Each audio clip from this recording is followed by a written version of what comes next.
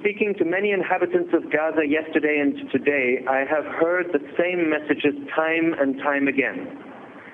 If we are not safe in an UNRWA school, we are not safe anywhere in Gaza, they say. And they add, the world has failed us, has failed to protect.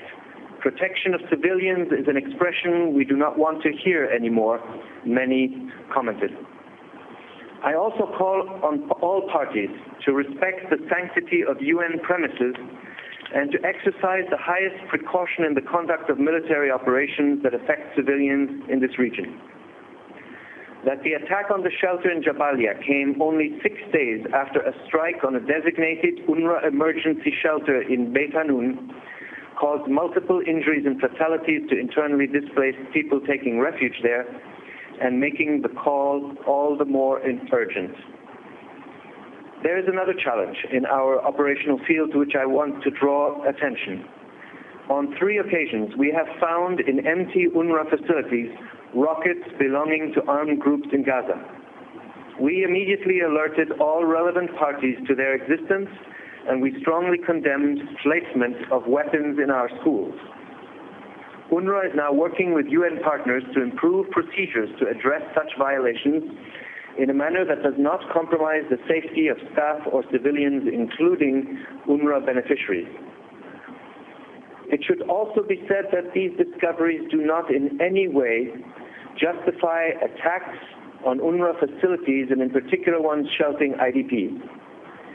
UNRWA takes robust measures to closely monitor all its facilities to which it has access in an effort to prevent misuse by combatants and other parties. Dear members of the Council, allow me to turn to the most difficult challenge facing UNRWA in Gaza today. We are currently hosting over 220,000 internally displaced people, a number which has grown every day of the conflict and at an accelerated pace in the last week.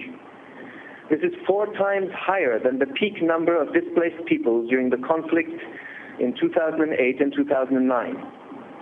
I am not here referring to the tens of thousands of displaced in Gaza that have found temporary shelter with host families, only to those that are registered in UNRWA schools. We are doing everything possible to provide the displaced with minimum needs, food, mattresses, and blankets. But we are now into the 4th week of mass displacement in facilities unequipped to shelter large numbers for such a duration. Conditions are increasingly dire in the shelters. There is no water for hygiene, very few showers, and latrines are totally inadequate. Disease outbreak is beginning with skin infections, scabies, and others. There are thousands of pregnant women in our schools, deliveries are precarious, and we are sheltering newborn infants in these appalling conditions. Our ability to mitigate this situation is, of course, heavily restricted by ongoing hostilities. We are gravely concerned about this situation.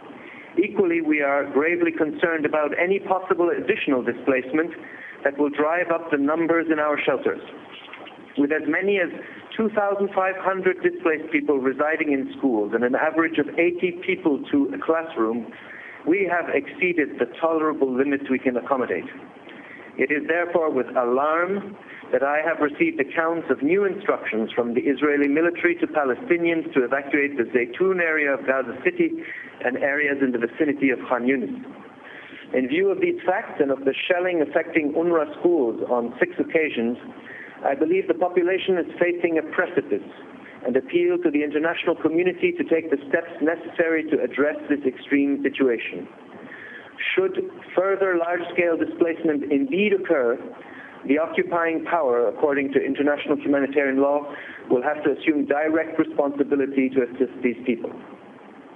Dear members of the Council, the new reality being created before our eyes in the occupied Palestinian territory in Israel is not sustainable under any circumstances.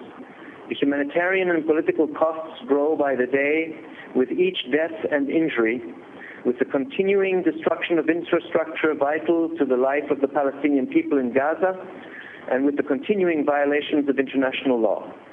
As I have stated on previous visits to Gaza, the rocket firing on Israeli cities and endangering Israeli civilians is unacceptable and must cease. We all aspire to see a Middle East in which its people share common interests, a stake in each other's well-being, and a commitment, as the Secretary General recently said, to peace, justice, and security for all in the region. This cannot happen under the conditions of military occupation and those caused by the pitiless conflict now unfolding. It is past time for an immediate and unconditional ceasefire to be agreed by the parties and called for by the Council in its recent statement. Allow me also to add my voice to those calling for the redress of the underlying conditions that fuel this conflict and the violence that repeats itself in full view of the world. In other words, a ceasefire, while immediately required to save lives, is not enough. It is not conceivable to simply return to the situation existing before this conflict. Notwithstanding Israel's legitimate security concerns, the illegal blockade of Gaza must be lifted. This small territory is home to 1.8 million people who face the prospect that it will become unlivable in a matter of only a few years unless urgent steps are taken by the international community to enable the development of Gaza and in the ensuring security for all in the region. UNRWA, truthful to its mandate, will remain steadfast in its commitment and operations, whether during this terrible emergency or in the recovery phase once the fighting has ceased. But much more is required to ensure lasting peace and stability in the region.